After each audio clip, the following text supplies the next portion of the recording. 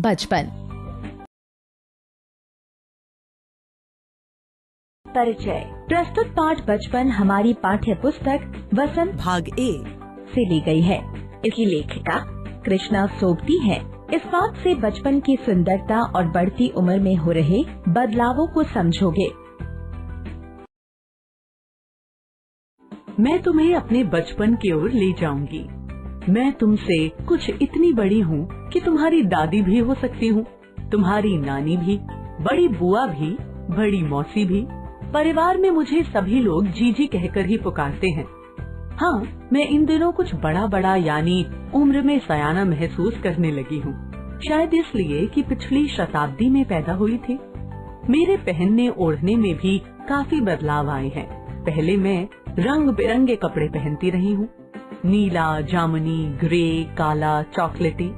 अब मन कुछ ऐसा करता है कि सफेद पहनो, गहरे नहीं हल्के रंग। मैंने पिछले दशकों में तरह तरह की पोशाकें पहनी हैं।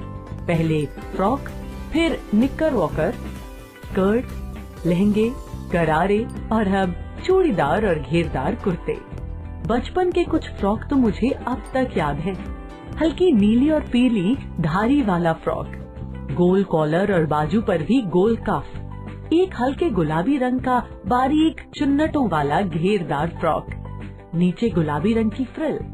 उन दिनों फ्रॉक के ऊपर की जेब में रुमाल और बालों में इतराते रंग बिरंगे रिबन का चलन था। लेमन कलर का बड़े प्लेटों वाला गर्म फ्रॉक जिसके नीचे फर टंकी थी। 2 ट्यूनिक भी याद हैं, एक चॉकलेट रंग का और अंदर की कोटी प्याजी, दूसरा ग्रे और उसके साथ सफेद कोटी। मुझे अपने मोजे और स्टॉकिंग भी याद हैं। बचपन में हमें अपने मोजे खुद धोने पड़ते थे। वह नौकर या नौकरानी को नहीं दिए जा सकते थे, इसकी सख्त मनाही थी। हम बच्चे इतवार की सुबह इसी में लगाते। धो लेने के बाद अपने अपने जूते पॉलिश करके चमकाते। जब जूते कपड़े या ब्रश से रगड़ते तो पॉलिश की चमक उभरने लगती। सरवर, मुझे आज भी बूट पॉलिश करना अच्छा लगता है। हालांकि अब नई नई किस्म के शू आ चुके हैं। कहना होगा कि ये पहले से कहीं ज्यादा आरामदेह हैं। हमें जब नए जूते मिलते उसके साथ ही छालों का इलाज शुरू हो जाता। जब कभी लंबी सैर पर निकलते अपने पास रुई जरूर रखते। जूता लगा तो रुई मोजे के अंदर। हाँ, हमारे तुम्हारे बचपन में तो बहुत फर्क हो चुका है। हर शनिचर को हमें ऑलिव ऑयल या कैस्टर ऑयल पीना पड़ता। यह एक मुश्किल काम था। शनिचर को सुबह से ही नाक में इसकी गंध आने लगती। छोटे शीशे के गिलास जिन पर ठीक खुराक के लिए निशान पड़े रहते, उन्हें देखते ही मितली होने लगती। मुझे आज भी लगता है कि अगर हम न भी पीते वह शनिवारी दवा तो कुछ ज्यादा बिगड़ने वाला नहीं था। सेहत ठीक ही रहती। तुम्हें बताऊंगी कि हमारे समय और तुम्हारे समय में कितनी दूरी हो चुकी है। यहाँ तक कि बचपन की दिलचस्पियाँ भी बदल गई हैं। याद रहे, उन दिनों कुछ घरों में ग्रामोफोन थे, रेडियो और टेलीविजन नहीं थे। हमारे बचपन की कुल्फी आइसक्रीम हो गई है। कचौड़ी समोसा पैटीज में बदल गया है। शहतूत और फालसे और खसखस के शरबत कोक पेप्सी में। उन दिनों कोक नहीं, लेमनेड, विम्टो मिलती थी। शिमला और नई दिल्ली में बड़े हुए बच्चों को वेंगर्स और डेविको रेस्टोरेंट की चॉकलेट और पेस्ट्री मजा देने वाली होती। हम भाई बहनों की ड्यूटी लगती शिमला मॉल से ब्राउन ब्रेड लाने की। हमारा घर मॉल से ज्यादा दूर नहीं था। एक छोटी सी चढ़ाई और गिरजा मैदान पहुंच जाते। वहां से एक उतराई उतरते और माल पर कन्फेक्शनरी काउंटर पर तरह तरह की पेस्ट्री और चॉकलेट की खुशबू मन भावनी। हमें हफ्ते में एक बार चॉकलेट खरीदने की छूट थी। सबसे ज्यादा मेरे पास ही चॉकलेट टॉफी का स्टॉक रहता। मैं चॉकलेट लेकर खड़े खड़े कभी न खाती। घर लौटकर साइड बोर्ड पर रख देती और रात के खाने के बाद बिस्तर में लेटकर मजे ले लेके खाती। शिमला के काफल भी बहुत याद आते हैं। खट्टे मीठे, कुछ एकदम लाल, कुछ गुलाबी, रस भरी कसमल सोचकर ही मुंह में पानी भर आए। चेस्टनट, एक और गजब की चीज, आग भर भूने जाते और फिर छिलके उतारकर मुंह में। चने जोर गरम और अनारदाने का चूर्ण, हाँ, चने जोर गरम की पुड़िया जो तब थी अब भी नजर आती है। पुराने कागजों से बनाई हुई इस पुड़िया में निरा हाथ का कमाल है। नीचे से तिरछी लपेटते हुए ऊपर से इतनी चौड़ी कि चने आसानी से हथेली पर पहुंच जाएं।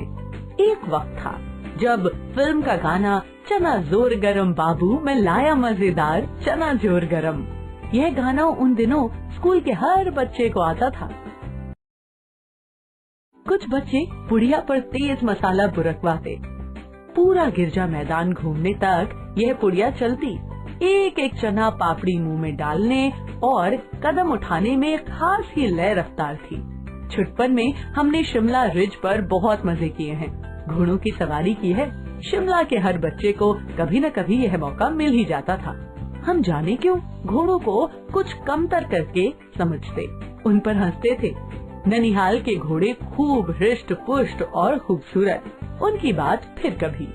शाम को रंग बिरंगे गुब्बारे, सामने जाखू का पहाड़, ऊंचा चर्च की घंटियां बजती तो दूर दूर तक उनकी गूंज फैल जाती। लगता इसके संगीत से प्रभु यीशु स्वयं कुछ कह रहे हैं। सामने आकाश पर सूर्यास्त हो रहा है। गुलाबी सुनहरी धारियां नीले आसमान पर फैल रही हैं। दूर दूर फैले पहाड़ों के मुखड़े गहराने लगे और देखते देखते बत्तियां टिमटिमाने लगी। ब्रिज पर की रौनक और माल की दुकानों की चमक के भी क्या कहने। स्कैंडल पॉइंट की भीड़ से उभरता कोलाहल। सर्वर स्कैंडल पॉइंट के ठीक सामने उन दिनों एक दुकान हुआ करती थी, जिसके शोरूम में शिमला कालका ट्रेन का मॉडल बना हुआ था। इसकी पटरियां, उस पर खड़ी छोटे छोटे डिब्बों वाली ट्रेन, एक और लाल टीन की छत वाला स्टेशन और सामने सिग्नल देता खम्बा, थोड़ी थोड़ी दूर पर बनी सुरंगें। पिछली सदी में तेज रफ्तार वाली गाड़ी वही थी। कभी कभी हवाई जहाज भी देखने को मिलते। दिल्ली में जब भी उनकी आवाज आती, बच्चे उन्हें देखने बाहर दौड़ते। दिखता एक भारी भरकम पक्षी उड़ा जा रहा है पंख फैलाकर, यह देखो, और वह गायब। उसकी स्पीड ही इतनी तेज लगती। हाँ, गाड़ी के मॉडल वाली दुकान के साथ एक और ऐसी दुकान थी जो मुझे कभी नहीं भूलती। यह वह दुकान थी जहाँ मेरा पहला चश्मा बना था। वहाँ आँखों के डॉक्टर अंग्रेज थे। शुरू में चश्मा लगाना बड़ा अटपटा लगा। छोटे बड़े मेरे चेहरे की ओर देखते और कहते, आँखों में कुछ तकलीफ है, इस उम्र में ऐनक, दूध पिया करो। मैं डॉक्टर साहब का कहा दोहरा देती, कुछ देर पहनोगी तो ऐनक उतर जाएगी। वैसे डॉक्टर साहब ने पूरा आश्वासन दिया था, लेकिन चश्मा तो अब तक नहीं उतरा। नंबर बस कम ही होता रहा। मैं अपने आप इसकी जिम्मेवार हूँ। जब आप दिन की रोशनी को छोड़कर रात में टेबल लैंप के सामने काम करेंगी तो इसके अलावा और क्या होगा। हाँ, जब पहली बार मैंने चश्मा लगाया तो मेरे एक चचेरे भाई ने मुझे छेड़ा, देखो देखो कैसी लग रही है। आँख पर चश्मा लगाया ताकि सूझे दूर की। यह नहीं लड़की को मालूम सूरत बनी लंगूर की। मैं खीजी कि मुझ पर यह क्यों दोहराया जा रहा है, पर शेर बुरा न लगा। जब वह चाय पीकर चले गए तो मैं अपने कमरे में जाकर आईने के सामने खड़ी हो गई। कई बार अपने को देखा, ऐनक उतारी, फिर पहनी, फिर उतारी, देखती रही। सूरत बनी लंगूर की। नहीं, हाँ। मैंने अपने छोटे भाई का टोपा उठाकर सिर पर रखा। कुछ अजीब लगा, अच्छा भी और मजाकिया भी। तब की बात थी। अब तो चेहरे के साथ घुल मिल गया है चश्मा। जब कभी उतरा हुआ होता है तो चेहरा खाली खाली लगने लगता है। याद आ गया वह टोपा, काली फ्रेम का चश्मा और लंगूर की सूरत। हाँ, इन दिनों शिमला में मैं सिर पर टोपी लगाना पसंद करती हूँ। मैंने कई रंगों की जमा कर ली है। कहाँ दुपट्टों का ओढ़ना और कहाँ सहज सहल सुभीते वाली हिमाचली टोपियाँ। सारांश। तो बच्चों, आज हमने देखा